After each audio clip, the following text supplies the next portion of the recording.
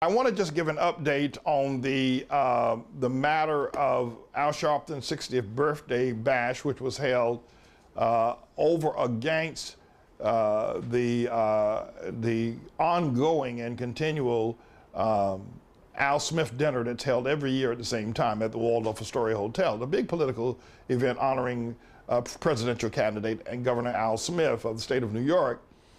And Al had his birthday bash on that same day, causing most New York politicians to have to scramble to try to attend both.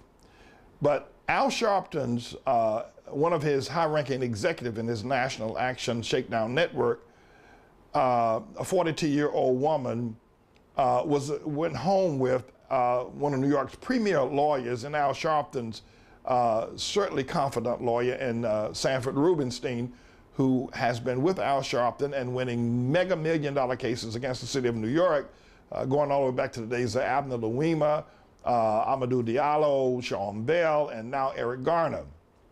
And it appears that the day after the event of Al's birthday bash, that his 42-year-old executive officer of National Action Network filed a claim with the New York City Police Department that Sanford Rubenstein, a mega lawyer in New York, raped her, and that he put something in her drink while she willingly left the party at Al's birthday bash, the 60-year birthday bash, went to his East Side high-rise, high-rent district apartment, where she says that he put something in her drink and he raped her.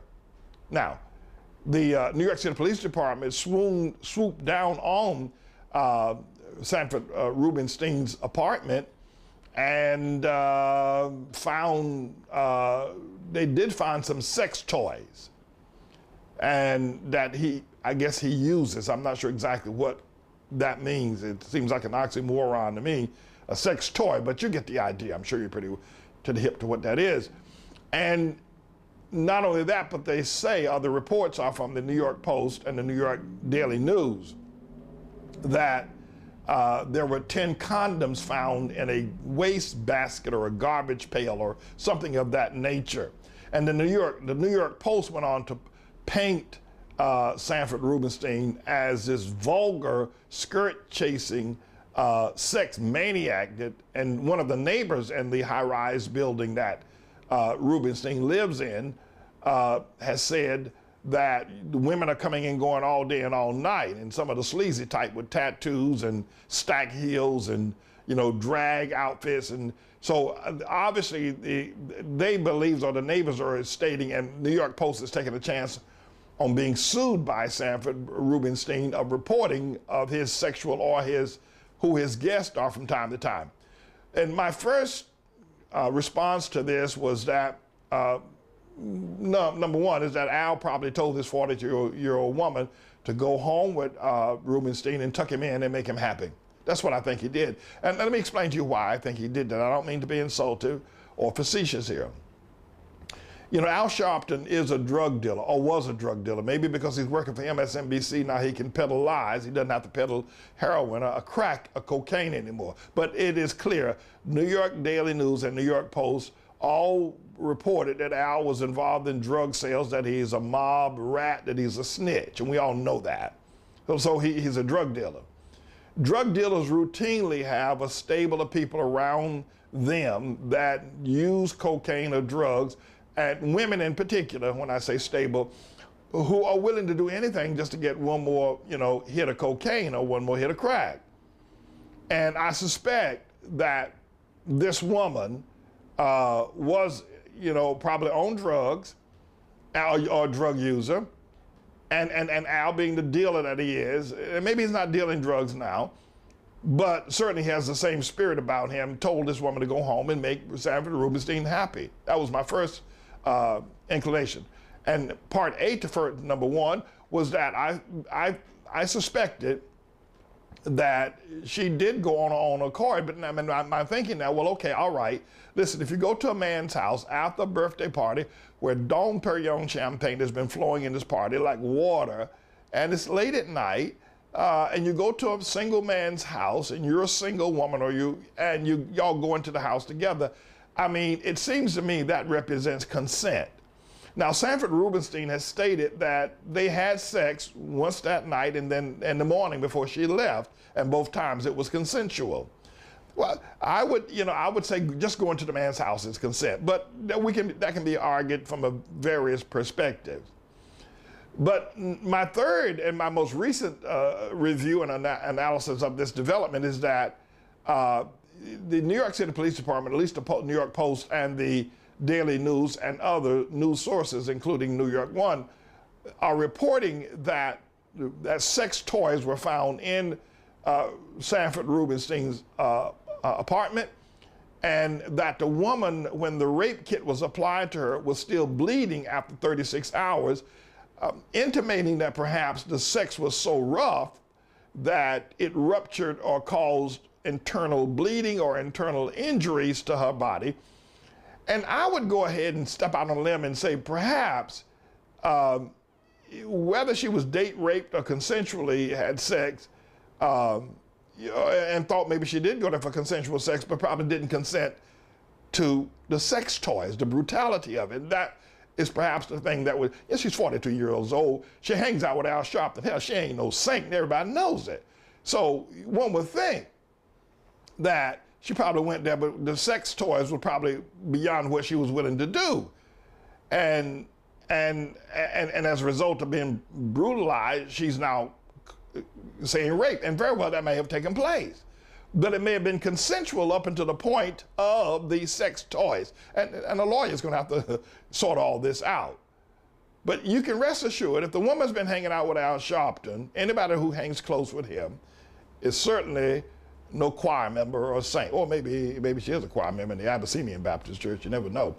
But I think that the issue here now looks pretty grim, because if the woman is internally bleeding, women don't want to have sex that makes them bleed. I can tell you that now. Something went on that should not have happened. So now, my final analysis, and this is now going to turn you all loose on this one, is that Al Sharpton's going to have to do a couple of things. One is he's going to have to dance like you ain't never seen him dance before. James Brown can't dance the dance that Al has to dance. And I'm really not concerned about Sanford Rubenstein or the woman. The reason why I find this a report, something I ought to report about every day, is because Al is dead in the middle of this.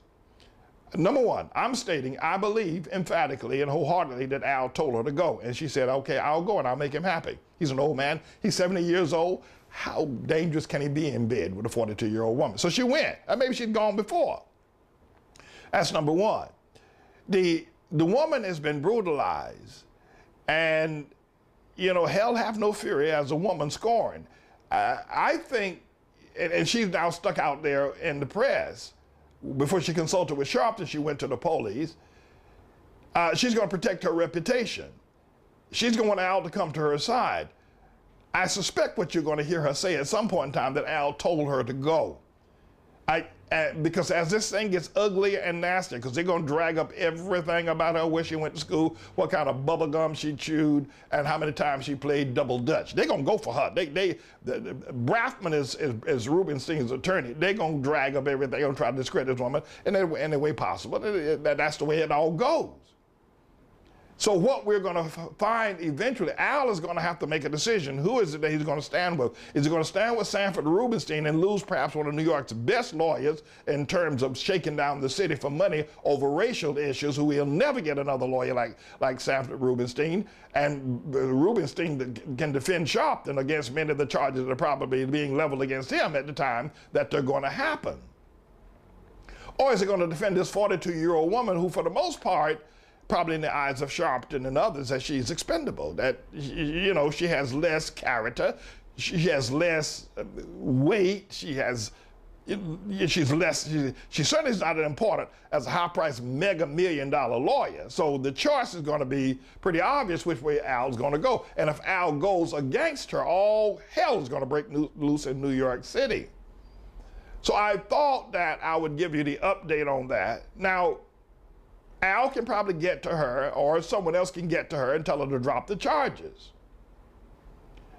But if she drops the charges, still bleeding from her vagina 36 hours after the attack, the women's rights group and women in general and her family members and friends and even Valerie Carey and other people are going to look up and say, and why are you letting Al Sharpton and Sanford Rubenstein get away with this? Finally, I believe that Bill de Blasio is going to get called in to try to tamp down the district attorney, I think his name is Cyrus Vance, and ask him not to indict. And if he doesn't indict, then the whole matter goes away. Except now this 42-year-old woman can then bring civil charges against Sanford Rubenstein. So I'm here reporting on this because I think this is going to be the story of the century on Al. And just as an addendum, you do remember that Al was involved. He came to prominence with the rape of Tawana Brawley, which was never a rape in the first place, that she was covered with feces and put in an old garbage bag and left by the sheriff of up in Wappingers Falls, New York. You remember that Al has been involved in some. So I think this is poetic justice coming back to visit Al and coming back to reveal who he is so the rest of the world don't have to worry about him anymore.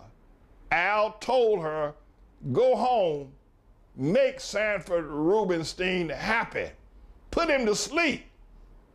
That's code language. I hope you're old enough to know what the code is all about. Me, I'm James David Manning. I'm the Lord's servant, and I'm going to keep you posted.